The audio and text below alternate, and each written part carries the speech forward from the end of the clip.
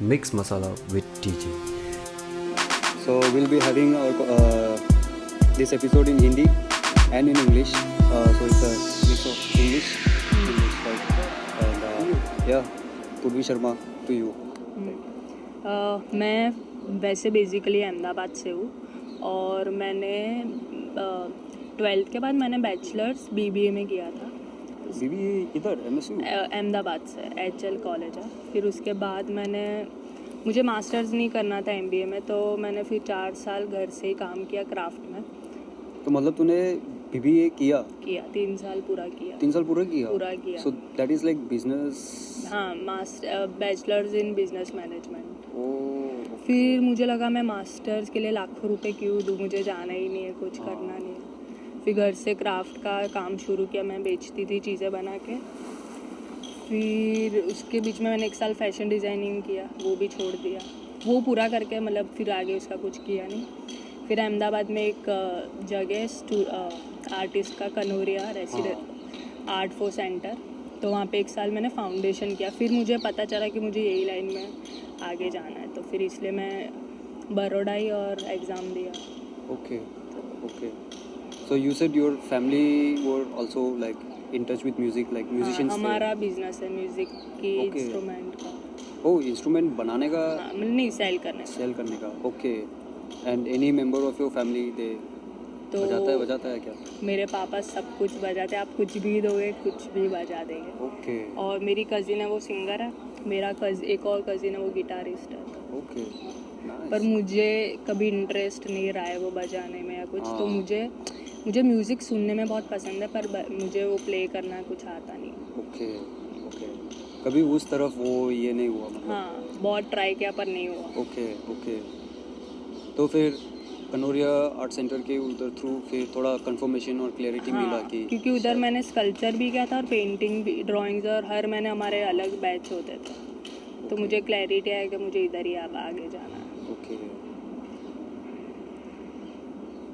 तो फिर कैसे लगा फिर इधर MSU मतलब बड़ौदा में इधर पहुंच के? आके शुरुआत में मेरे लिए बहुत अलग एक्सपीरियंस था, क्योंकि मैं मतलब 25 इयर्स के बाद मैं एक पुरानी जगह छोड़ रही थी और पहली बार मैं कोई नई जगह जा रही थी। तो शुरू के 1-2 महीना मुझे बहुत अच्छा नहीं लगा, पर उसके बाद मतलब कॉलेज के ही रूटीन में एंगेजमेंट और मतलब काम सीखा कैसे क्या होता है, तो फिर ओवरऑल उसके बाद अच्छा रहा। मतलब नया चीज़ें सीखा। एक्चुअली मुझे पेंटिंग में जाना था पर मुझे मिला नहीं। सेम तो तो फिर पर स्कल्पचर के थ्रू ये चीज़ अच्छा है कि मटेरियल एक्सप्लोरेशंस और 3 डायमेंशनल चीज़ों के बारे में ज़्यादा जानना मिला। तो वो एक मुझे लगता है वो बेनिफिट है मेरे लिए। हाँ, प्लस पॉइंट भी है मशीन्स के ऐसे। साथ खेलना और वो सब। हाँ, मैंने भी ऐसे अप्लाई करते हुए ऐसे सोचा था कि मतलब ये करेंगे, पेंटिंग करेंगे। फिर एडमिशन नहीं वक्त हुआ। मैंने बोला कि कुछ भी दे दो चलेगा। फिर उन्होंने खुद बोला कि स्कल्पचर में करोगे तो तेरे लिए ज़्यादा अच्छा है। अच्छा। तुम्हारा काम का स्केच बुक ही था बे मेरे पास, ये क्या बोलता है, इंटरव्यू के वक्त। अच्छा। तो मैं ऐसे कि स्केच बुक दिखाया तो उन्होंने बोला काम देखे कि तेरा स्कल्पचर में रहेगा तो ज़्यादा सही अच्छा है। रहेगा। ऐसे I was like okay. I was never like into sculpture, ऐसे कुछ नहीं था। फिर लेगो है ना, लेगो, तो वो खेलता था मैं, बट लाइक बट वो भी अभी कैसे कि आर्टिस्ट लोग एज अ मीडियम यूज़ करके कर रहे हैं ना। तुम्हारा मतलब बहुत वो टाइम पे हाँ इतना कॉन्शियसली नहीं हुआ, मतलब आप खेलते थे। यार। फिर अभी कैसे लग रहा है कि ऑलमोस्ट अब मास्टर्स ख़त्म है ना? अभी मैं फाइनल ईयर में हूँ, तो Final अप्रैल year। में ख़त्म होगा। ओके तो एक्चुअली मेरे लिए पूरा जर्नी बहुत इंटरेस्टिंग रहा है, क्योंकि 4 साल कॉलेज में बैचलर किया, फिर लॉकडाउन लगा। फिर उसके बाद घर पे बैठ के मैंने बहुत पेशेंटली काम किया है। हाँ मतलब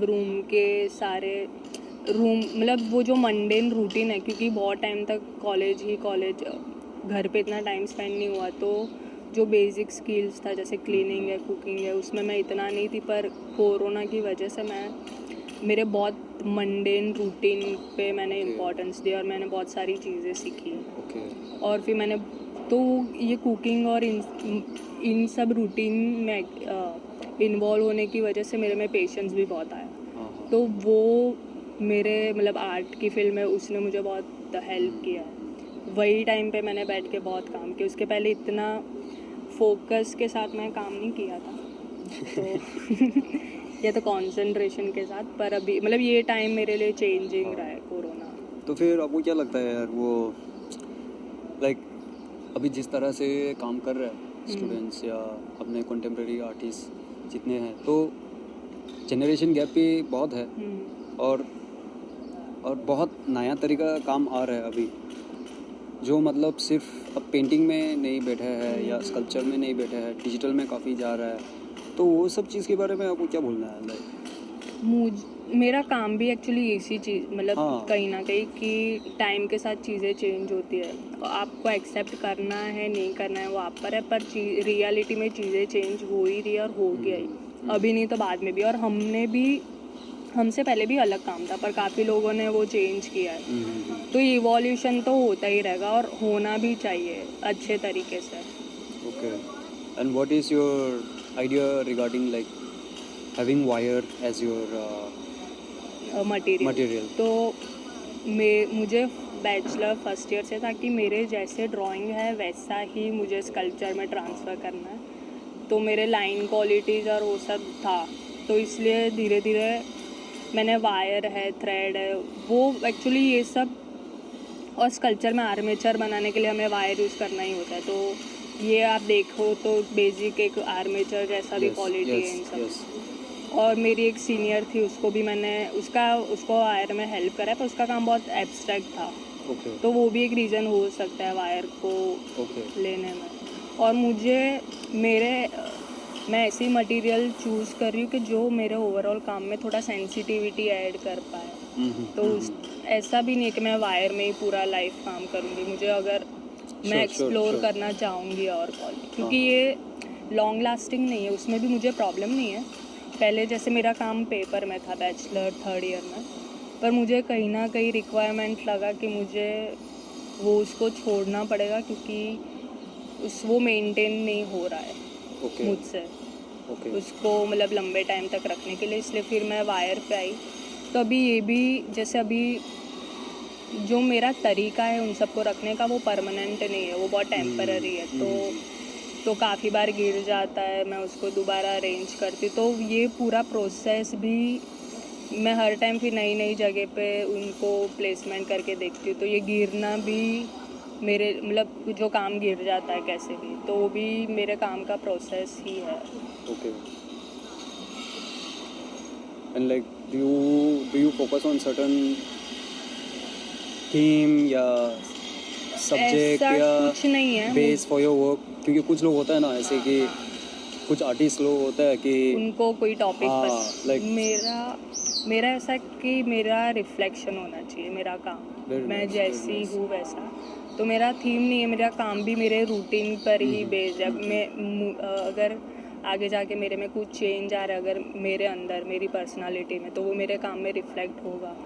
तो मुझे मतलब मेरे रिफ्लेक्शन ही चाहिए काम में, फिर कोई भी थीम हो। मैं शायद अभी जो सोच रही हूँ मैं शायद बाद में 5 साल बाद कुछ और भी सोच सकती हूँ, ऐसा कुछ नहीं है। मैं शायद कहीं ना कहीं मेरे में कुछ चेंज भी आ सकता है, कोई एकदम सीरियस टॉपिक पे भी शायद मैं कर सकता मतलब मैं कुछ बात कर सकती हूँ। अभी मेरा काम बहुत because some people are very like अपना स्टाइल बोले या way of working methods process, वो सब बहुत ऐसे होता है ना कि यही है मेरा काम करने का तरीका।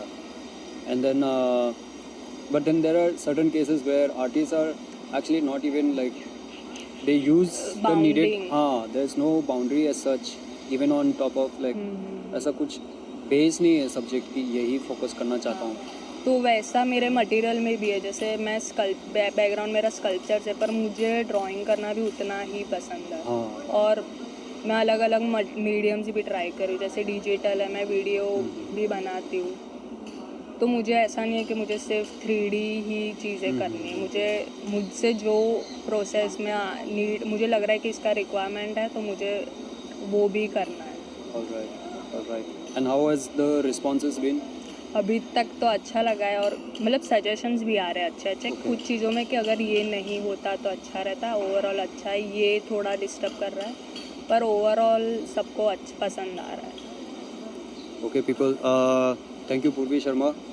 Her social media profiles will be mentioned at the description box. So do follow her and check out her works. Super interesting works. And Thank you. yeah, Purvi Sharma, thank you for Thank taking you the all time. for listening to it.